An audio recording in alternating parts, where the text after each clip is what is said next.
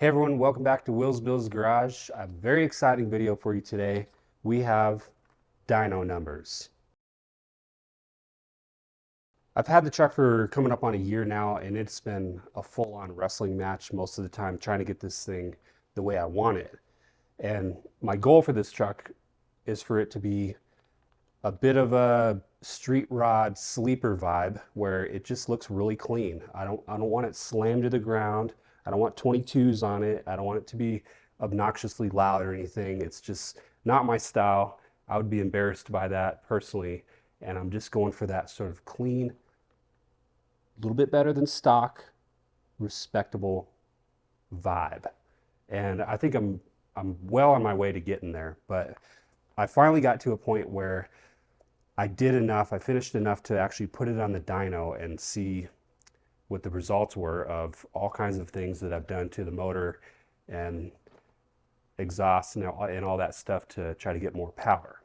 Before I share the numbers, I am going to go through everything I've done to the truck to increase power, and I'll share the price that I've paid for all these things too, so you know what I've got into this thing.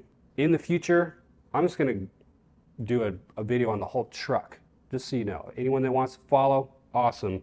That video will come out after a couple more things that I'm gonna do to try to get this thing to ride like I want it. For now, let's go take a look under the hood.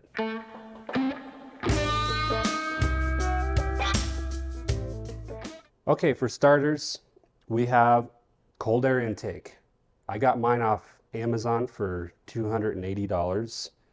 This is one of those debated items. I've had a lot of guys say that the stock box and tubing works just as well as the cold air. You're not gaining anything by putting this on here, but the company's going to claim you gain a respectable amount of power. So to me, it was like, well, throw it on because it can't hurt anything.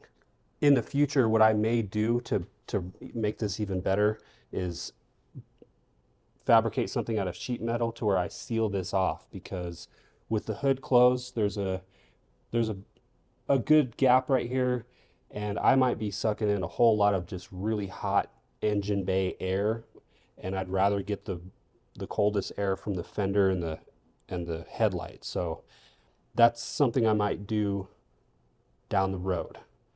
Then I put on this Granatelli Motorsports MAF sensor. And the reason is because my whole life, any of these newer style Chevys that I've owned and put on a cold air intake, it always throws codes. The MAF sensor just doesn't like whatever happens when you put on a cold air. So this, I put it on because it's calibrated for cold air intakes, and I was hoping to just avoid throwing codes. That said, Granatelli markets their MAF sensors as performance products that actually add power and efficiency, and I don't know, but this thing cost me 500 bucks. Is it worth it? For me it was, because I didn't want the codes. So I put that on there. Next thing I did was took a stock throttle body and I sent it to 454 Chewy and had him port and polish this thing, and there's a separate video on that, so go watch it. But I definitely immediately felt a difference in throttle response and that low end power. So that cost me 150 bucks. There might have been some shipping in there, so just call it 200 bucks for a port and polished throttle body. Up next, I tried to do a ported intake again with 454 Chewy, and what I did was I went on eBay and bought an intake for 140 bucks. The same intake by Dorman is $600. You can get that in town, but on eBay, the exact same looking one is 140. So I was like, well, I'll just take the risk and get that one. Sent that off to 454 Chewy. He ported it, and during the install, we kind of learned the hard way that when you port at least the Chinese intake that I got, it weakens it to where it just can't handle the torque that you put on it when you're installing it. It cracked in a couple spots, so I had to replace it with the Dorman for 600 bucks, but originally my attempt was to get that one for 140 porting was 300 bucks. And again, there may have been some shipping in there. So we'll just kind of, I'm now back to just a stock intake. So none of that really counts for all this. Up next, I've got the MSD coils. These things cost $592. And again, I've had guys say that the stock ones from GM work just as well, but it was just another opportunity for me to bolt something on that may help with the power gains I'm trying to get. The MSD wires were $85, and then I went with the NGK Iridium IX spark plugs, which I got from O'Reilly's for 100 bucks for all 8 of them. I will say that when I swapped all that out, this thing ran so much better. No misses, no hesitation or anything. It just purred. And I don't know if I gained any power, but I at least gained a better running engine from doing those things. I've also got long tube headers on here. I went to an exhaust shop here in Las Vegas, and I said, hey, I want some long tube headers, dual exhausts, and MagnaFlow muffler. What do you recommend? And he started talking through options for headers. He was saying you can spend a couple $100 on some really cheap headers that are probably going to be really difficult to install, and it's going to give you problems with your spark plugs and all that. Or you can spend thousands for these name brand proven performance products. And a third option would be to kind of land in the middle, which is what I ended up doing. The guy said you spend $400 or $500, and in his experience, it's a product that fits really well and performs really well, and it's, to me, that's the way to go. So I can't remember the brand name, but it's the ones he recommended. Went with the 22-inch MagnaFlow muffler because I didn't want this thing loud. I actually really love the sound with that big old muffler on there, which I'll share with you now.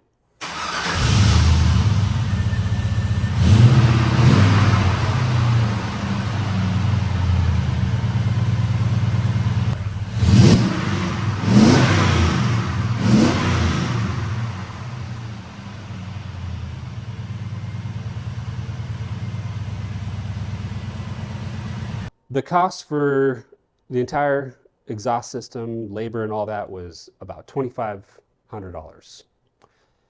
And last but not least, addition by subtraction, I got rid of the clutch fan and converted to factory E-fans. I got a set of used fans off of, I think, like an '05 Tahoe for $110. The factory harness was $140. Those were both off of eBay. And then I had to buy the wider radiator to make all this fit, which I got from O'Reilly's for $280. Once all that was in, I took it to Leading Edge Performance, mainly to have them get the E-fans working. They had to put all the entries in the computer to get them to turn on with the AC and everything. And I told them, since you've got it, you might as well tune it and get whatever power you can out of it. So they did that. They dynoed it a number of times and street tested it and gave me the results. So here we go. Drum roll, please. This thing ended up with 236 horsepower to the rear wheels at 5,000 RPM. I think that's pretty bad. I thought the number would be higher by some stretch. I don't know. It's just, it seems really low. 267 pounds of torque at 3,800 RPM. And I guess it kind of fits with my experience. This thing by no means jumps off the line. It kind of dogs in the whole quarter mile. If I'm going down the highway and step on it, it's got a little bit of get up and go, but yeah, it just doesn't produce a ton of power. Let me know what you think of this. With everything I've done, is this consistent with what you think I should be producing? I did hear that you lose anywhere from 15 to 45% of your power to the rear wheels, so the motor could be producing something like 300, give or take. But either way, I think if I was to do this all over again, I don't know that I would do everything I've done. I do like the idea of all these mods, but it might be easier and about the same price to just throw on a supercharger and just let all the stock stuff do its thing. And I've heard that a lot of times supercharger is all you need. It just adds so much more power that there's no reason to bother with everything else. So this is the LM7. I've got the 862 heads on it, which I hear those are good heads that can go up to 500-600 horsepower. And I don't want to cam the thing because you can't cam it and get any sort of low end torque. All that stuff is wide open throttle, high end power that just isn't going to help me out. So I'm kind of stuck, and I think maybe the only thing left to do is a supercharger from here, but would love to hear your comments. Hopefully this was helpful for you or interesting, and we will see you on another one again soon.